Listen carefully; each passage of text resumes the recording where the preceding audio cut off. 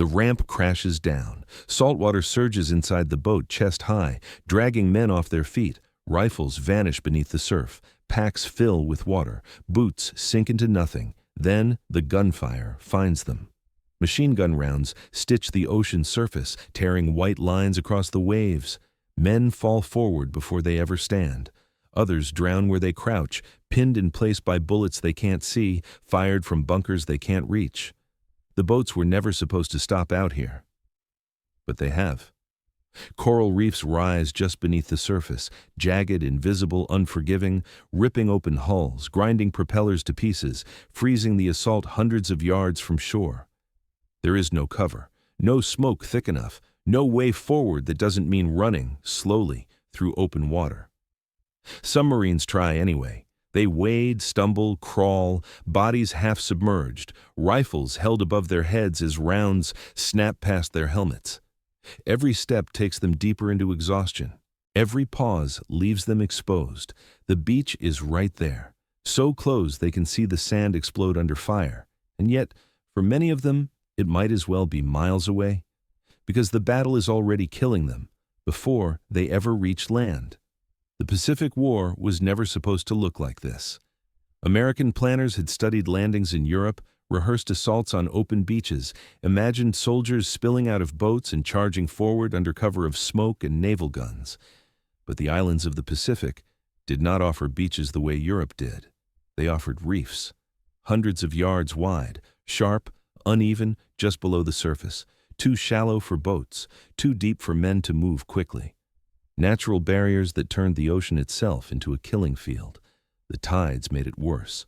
Landings were timed to the minute, but a miscalculation of inches could leave an entire assault force stranded in the open, forced to wade the final distance under fire. When the water dropped, boats stopped dead. When it rose, it exposed men who had nowhere to hide, and the Japanese understood this perfectly. They didn't defend the waterline. They defended the approach. Interlocking machine gun fire swept the reefs. Artillery was zeroed in on the surf. Bunkers were positioned not to repel an invasion, but to bleed it dry before it ever reached land. Every step toward shore was a calculation in survival.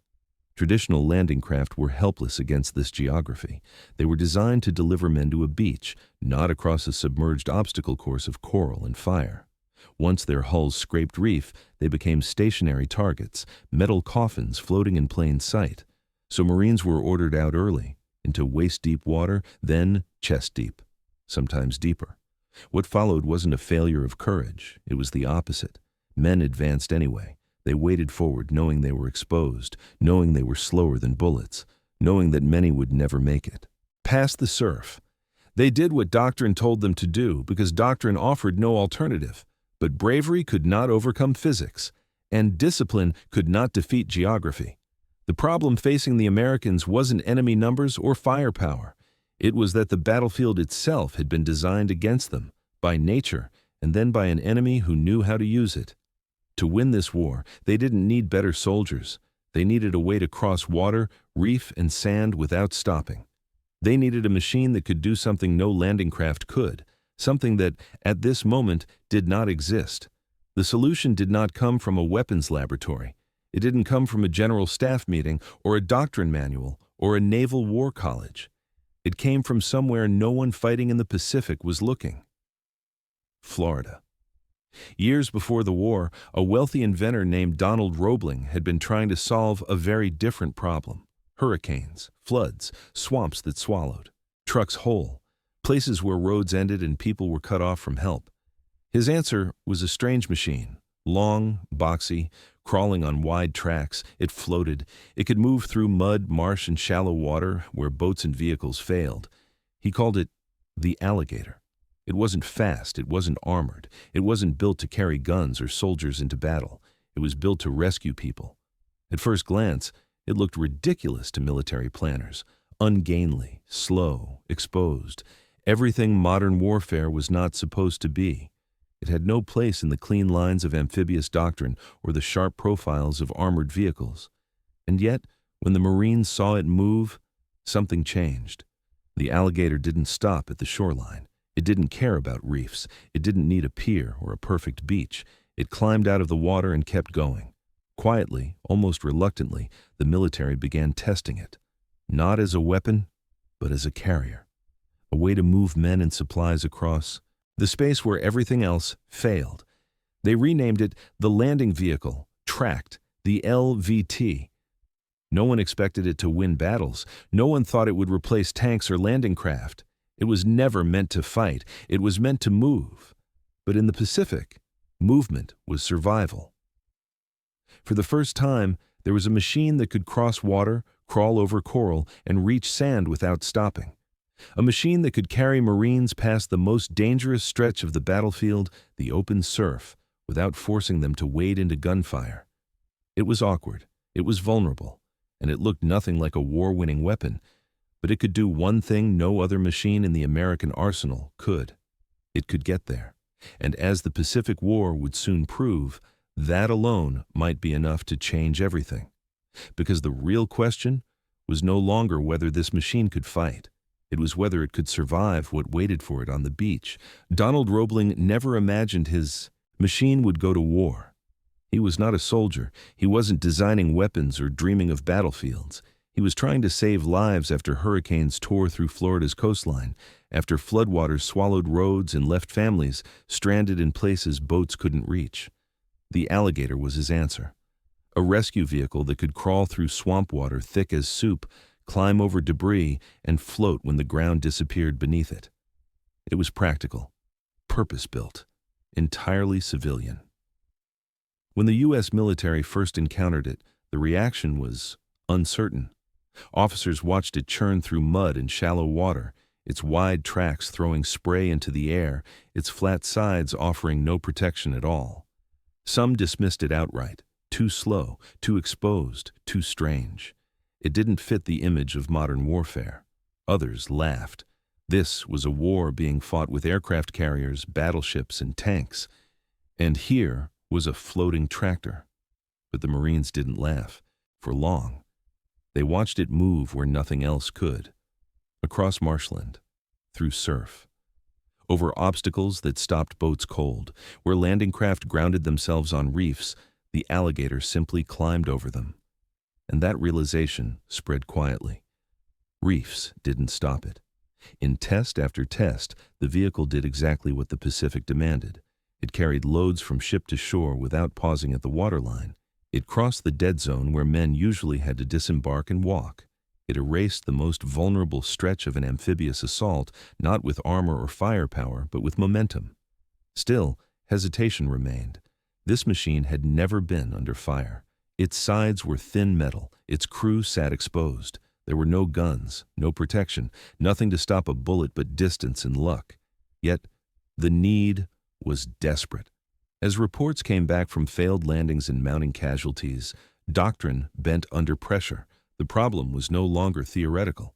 Men were dying in the paw, surf, and the Alligator offered something no one else did, a way forward. So the decision was made. The military ordered it into production, redesigning it just enough to serve a purpose it was never meant to fulfill. They renamed it, standardized it, prepared it for war. But there was no time to make it safe. The early LVTs went into service exactly as they were, unarmored, untested, and unproven in combat. Crews would ride into battle in vehicles that had been built to rescue hurricane victims, not face machine guns. The United States was gambling on a machine it barely understood, sending men into combat inside something that had never been designed to protect them. It was a risk born of necessity, and soon, on a coral reef thousands of miles from Florida, that gamble would be tested under fire. Tarawa was supposed to be quick, a small coral atoll, narrow beaches, limited depth. American planners believed the island could be taken in days. Some believed in hours. The Marines were told this would be a test, difficult, but manageable. Then the tide fell. Landing craft pushed forward through the surf, engines straining, bows lifted high, and then, one by one, they stopped. Hulls scraped coral, propellers shattered, boats that were meant to deliver men to the beach froze in place hundreds of yards offshore. The ramps dropped anyway. Marines poured out into the water and immediately disappeared into it. Packs dragged them down. Rifles were held overhead as machine gun fire cut across the reef. Men fell before they could take 10 steps. Others drowned where they stood, pinned in water too deep to crawl and too shallow to swim. The lagoon became a graveyard. Wave after wave was forced to cross the same exposed distance. The Japanese defenses were intact. Bunkers covered every approach. Artillery and mortars walked methodically across the surf, shell after shell, landing among men who had nowhere to go. For those without protection, the reef was a killing field that never ended. But scattered among the wrecked landing craft, something else was moving. The LVTs did not stop. They climbed over the reef as if it wasn't there. Their tracks churned through shallow water, over coral heads that had crippled boats, carrying Marines forward without forcing them into the open surf. They were slow. They were exposed. They were under fire the entire way. But they kept going. Men inside the LVTs were hit. Vehicles burned. Some never made it to shore, but many did. And for the Marines riding inside them, the difference was absolute. They didn't have to wade. They didn't have to cross hundreds of yards on foot. They reached the sand with their strength intact and their weapons ready. On Tarawa, the contrast was unmistakable. Units that had LVTs reached the beach faster. They suffered fewer losses crossing the lagoon. They arrived as organized formations instead of shattered survivors. Where LVTs landed, assaults moved forward. Where they didn't, the dead piled up in the water.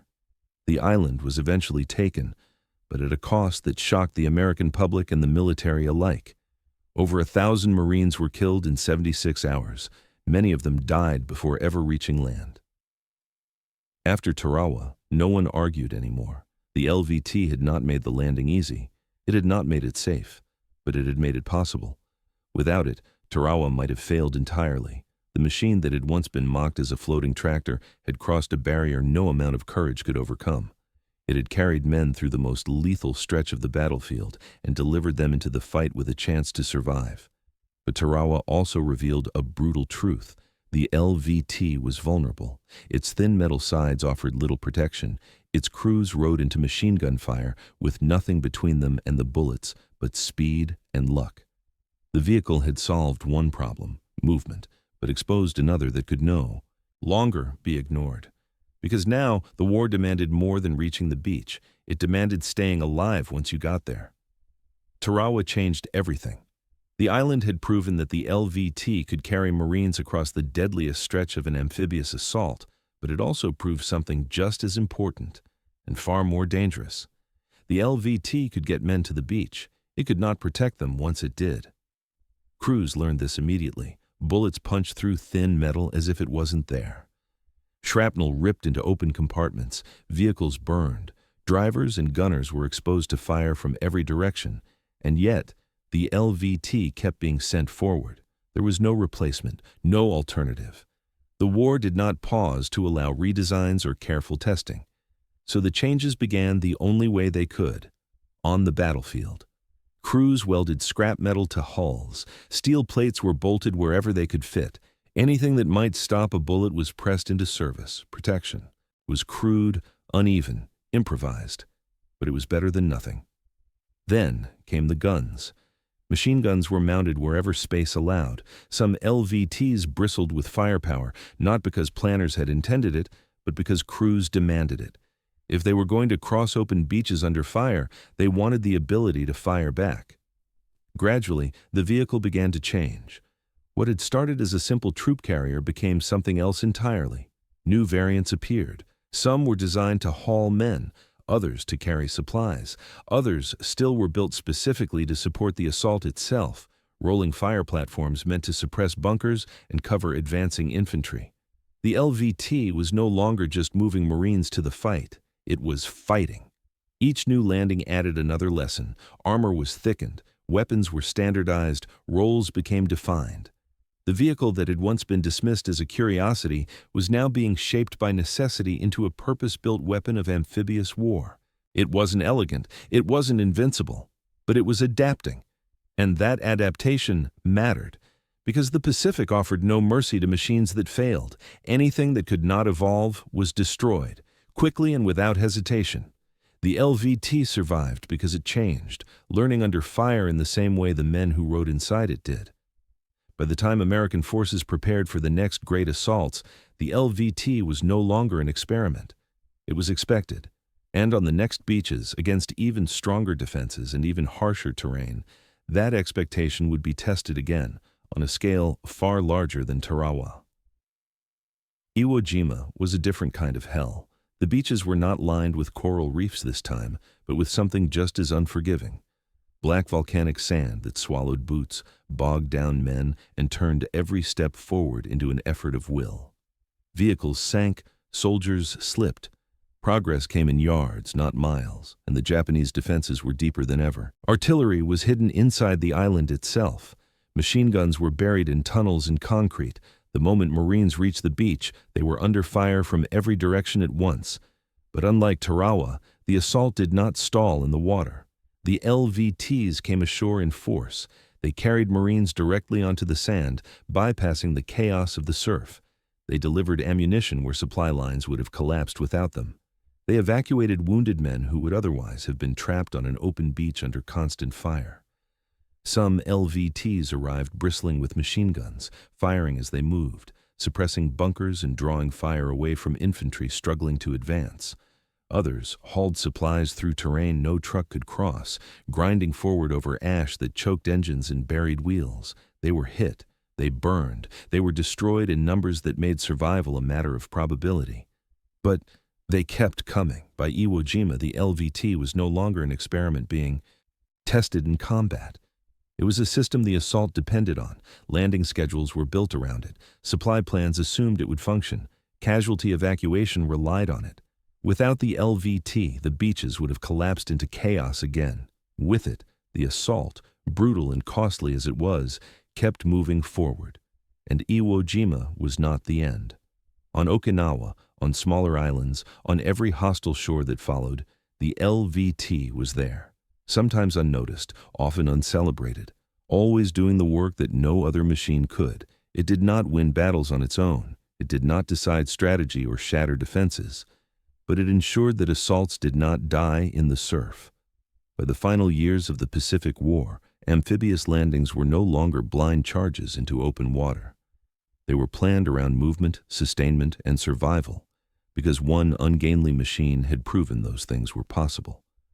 The beach no longer decided the battle before it began, but the war was coming to an end.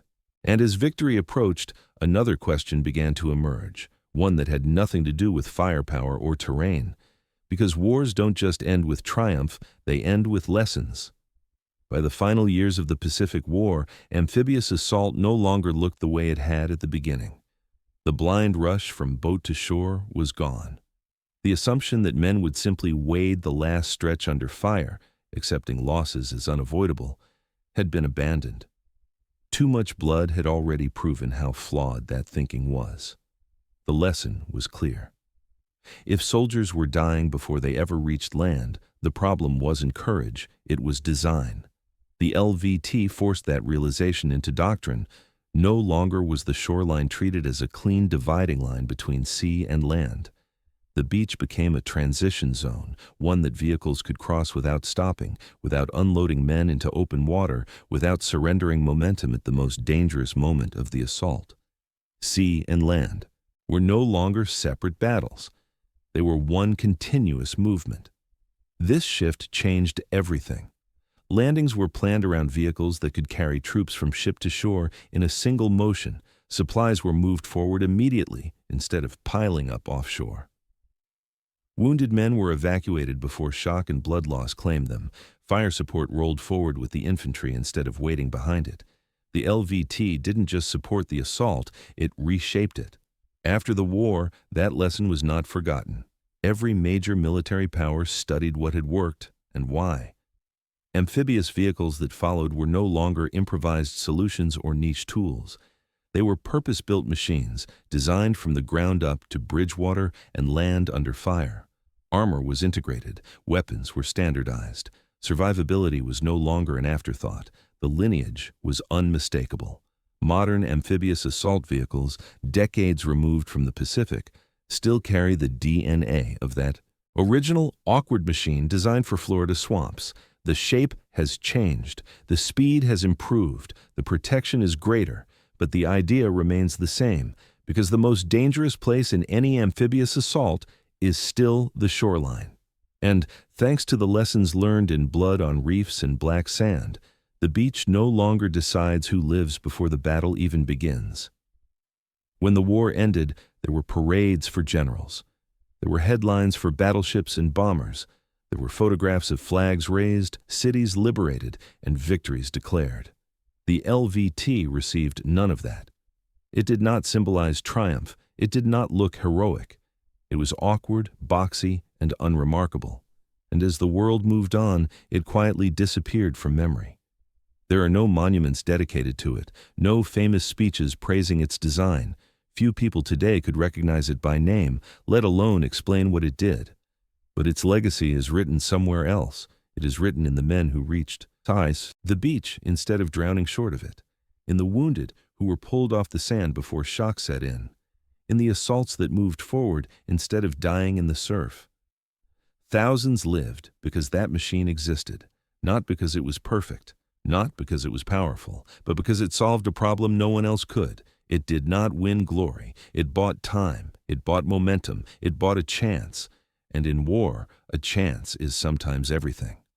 If this is a story you believe is worth remembering, of a machine that never sought attention but quietly saved lives, consider leaving your thoughts below. Stories like this survive only when they're shared, discussed, and carried forward. Because history isn't only shaped by the famous and the celebrated. Sometimes it's shaped by the ugly machines that got there first. The surf still looks the same. Waves rise and fall against the shore just as they did decades ago.